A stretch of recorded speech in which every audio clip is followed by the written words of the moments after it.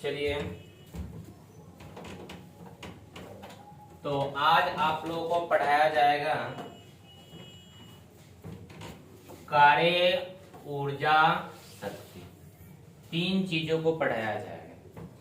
सबसे पहले कार्य का मतलब काम होता है, ऊर्जा का मतलब क्या होता है, एनर्जी होता है, शक्ति का मतलब पावर होता है। जब तक हम वर्क करेंगे नहीं तब तक हमारे शरीर में एनर्जी आएगा नहीं और तब तक पावर किसी को दिखाएंगे नहीं।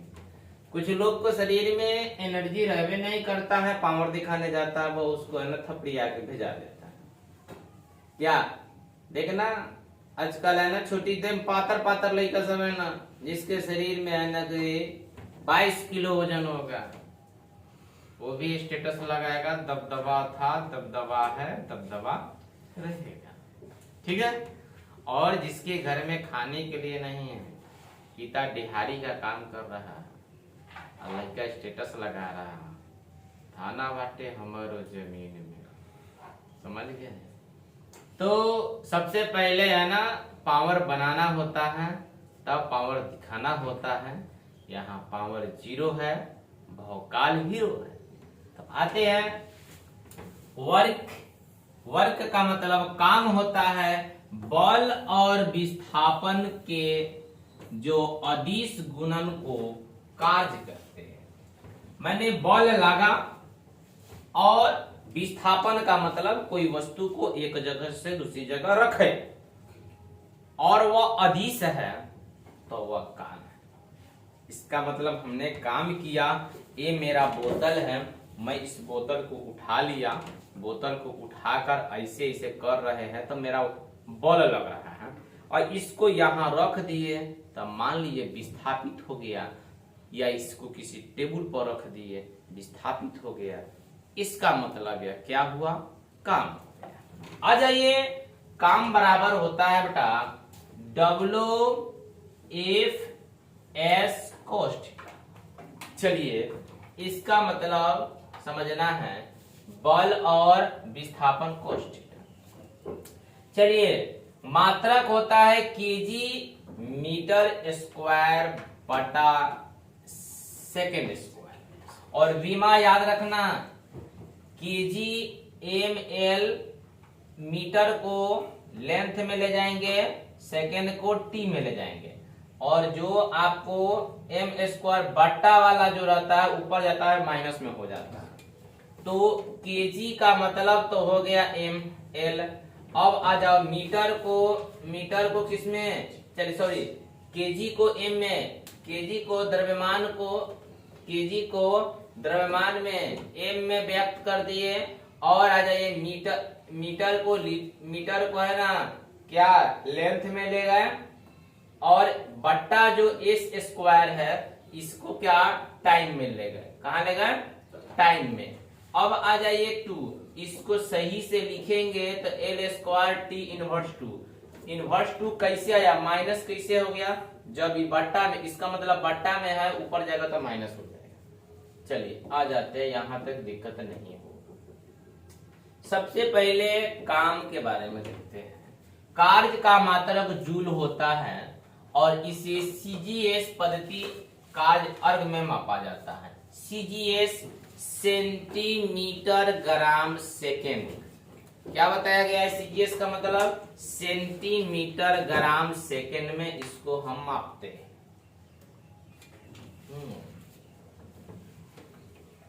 चलिए, 1 जूल बराबर 10 पे पावर 7 होता है, और 1 अर्ग बराबर 10 पे पावर -7 जूल होता है।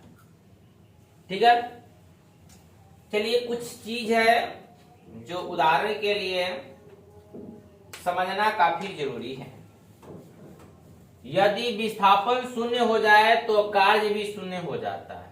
विस्थापन 0 तक काम भी 0। मैंने हम कहीं कोई चीज के लेकर रख दिए तो एकरा मतलब काम कर रहे कि रुक गए, रुक गए। दीवार पर बल लगाने पर दीवार नहीं खिसकी, और बोझा लेकर खड़ा हुआ कोई व्यक्ति या सामान लेकर उसी स्थान पर लौट आया कोई व्यक्ति, इस तीनों स्थिति में कार्य शून्य है।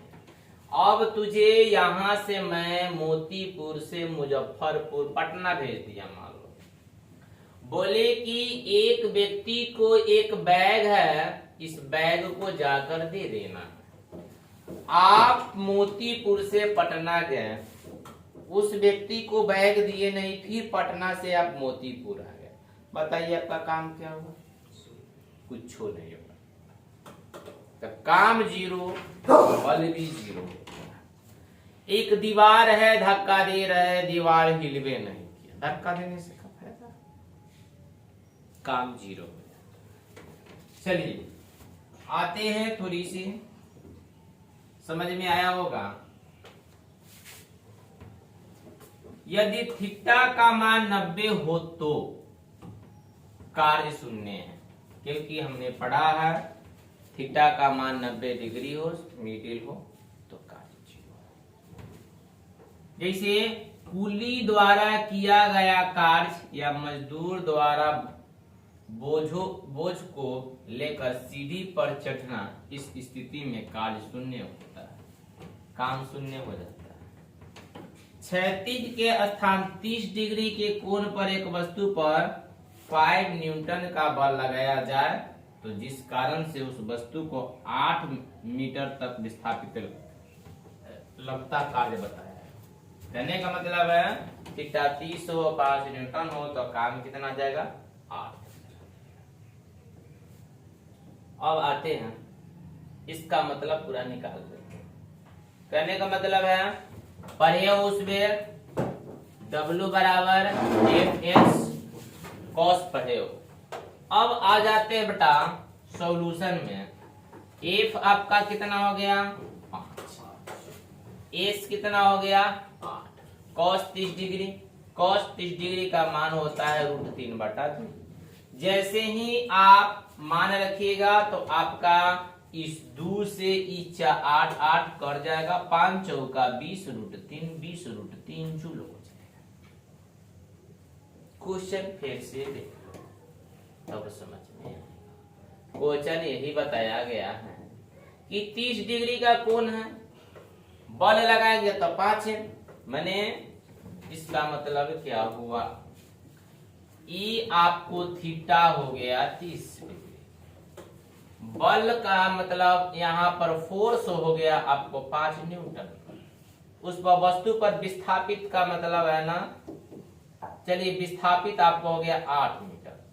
हमने पढ़ा है W बराबर Fs cos थीटा। अब F का मतलब 30 हो गया, S का मतलब 5 हो गया, थीटा का मतलब हो गया √3/2। जैसे ही इसको सॉरी थीटा है ना, या ये आपको कितना दिया? 8 दिया हुआ, फिर से गलती मान नहीं देखे हैं। आ जाइए, इसका मतलब हो गया 5, इसका मतलब हो गया 8, थीटा का मतलब 30/, ये थीटा का 30 डालेंगे तो √3/2, जैसे ही कर देंगे 4, 5 का 20 √3 आ गया। हमने उसको मान ही रख दिया हुआ था। आ जाइए फिर इसके, चलिए ऊर्जा, हमने बल पढ़ लिया, तो सॉरी वर्क पढ़े, कार्य पढ़े। ऊर्जा एनर्जी, एनर्जी क्या है? कार्य करने की क्षमता को ऊर्जा कहते हैं। आपको जितना बल है, जितनी एनर्जी है, जितना दम है, उतना काम कीजिएगा, ऊर्जा कहलाएगा। ऊर्जा तथा कार्य दोनों मात्रक और बीमा के समान होता है। जितनी मात्रक होती है उतना ही बीमा होता है। ऊर्जा कई प्रकार की होता है, गतिज ऊर्जा, स्थित ऊर्जा, यांत्रिक ऊर्जा, विद्युत ऊर्जा, रासायनिक ऊर्जा। माने हम ऊर्जा एनर्जी कथी कथी से ले सकते हैं। चलिए सबसे पहले सभी प्रकार की ऊर्जा का मात्रक जूल ही होता है, भले गतिज ऊर्जा रहे, स्थित ऊर्जा रहे, यांत्रिक ऊर्जा रहे, विद्युत ऊर्जा रहे, रासायनिक ऊर्जा रहे, लेकिन ऊर्जा का जो मात्रक क्या रहेगा? जूल ही, जूल में व्यक्त करते हैं। चलिए सभी ऊर्जा के बारे में एक एक करके पढ़ेंगे, सब समझ में आएगा। चलिए हम पढ़ेंगे बेटा स्थित ऊर्जा पोटेंशियल एनर्जी। चलिए, अपने स्थिति के कारण उत्पन्न उसी कार्य की क्षमता को स्थित ऊर्जा कहा जाता है। मैंने कोई स्थिति है और वह स्थिति उसी स्थिति के क्षमता पर जब कार्य करता है, इसी को स्थित ऊर्जा कहते हैं। इसका मात्रक जूल होता है।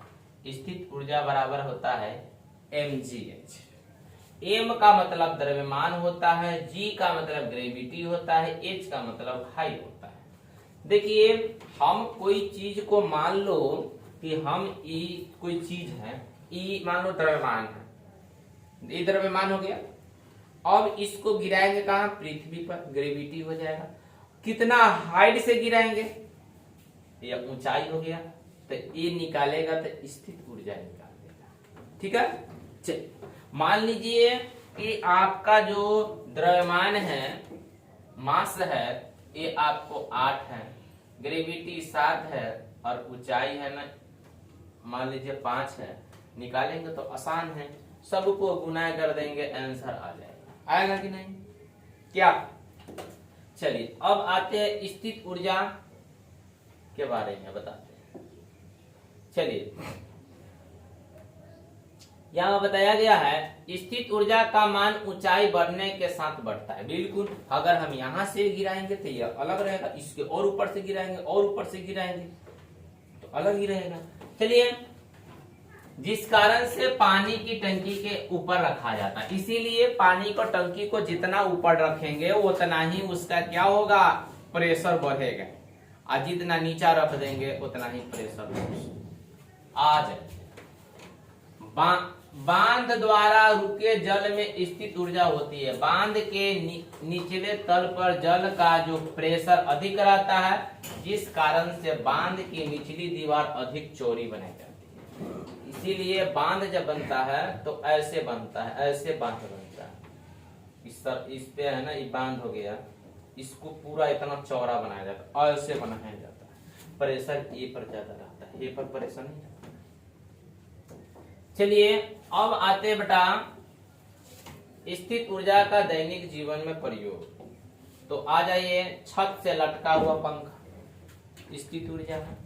और बताइए, तनी हुई डोरी स्थित ऊर्जा है। बांध स्थित ऊर्जा, तालाब में रुका हुआ जल स्थित ऊर्जा, तना हुआ धनुष स्थित ऊर्जा, चाबी वाली घड़ी स्थित ऊर्जा, सोफा पर बस बैठते हैं, आपको जितना वजन रहेगा उतना धसाइएगा सोफा का सही आ जाते हैं। गतिज ऊर्जा और स्थित ऊर्जा के साथ का अनुभव। चलता हुआ पंखा, स्टेज पर चलती हुई जो रेखान सर, क्या रेखा? चलती हुई वायुयान, उड़ता हुआ और चलती हुई गाड़ी में बैठा हुआ व्यक्ति। गतिज ऊर्जा पढ़ाते हैं। काइनेटिक्स एनर्जी, अपनी गति के कारण कार्य करने की जो ऊर्जा क्षमता होती है उसी को गतिज ऊर्जा कहते हैं। गतिज ऊर्जा बराबर होता है 1/2 mv²।